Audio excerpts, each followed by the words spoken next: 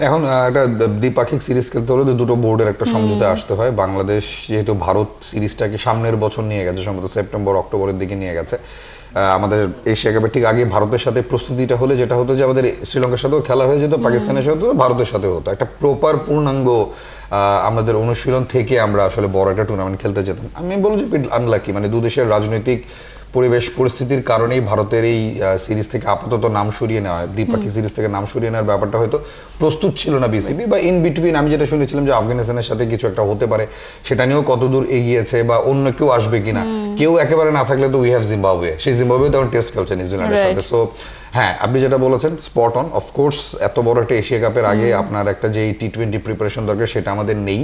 আমরা আসলে এরকমই করি, চ্যাম্পিয়ন্স ট্রফি যাওয়ার আগে বিপিএল খেলে যাই, মানে ওয়ানডে ফরম্যাট খেলার আগে বিপিএল। এখন আমি জানি না এক্স্যাক্টলি ক্রিকেট বোর্ডরা বা আমিনুল ইসলাম বুলবুল ওনারা কি ভাবছেন, তবে আমি মনে করি যদি একেবারেই কিছু না হয়, যেহেতু ক্যাম্প চলছে, ক্যাম্পটা যেন স্ট্রংলি হয়, সো দ্যাট আমরা যেহেতু টি-20তে ভালো করছি, এশিয়া কাপে অ্যাটলিস্ট ফাইনালটা যেন আমরা খেলতে পারি।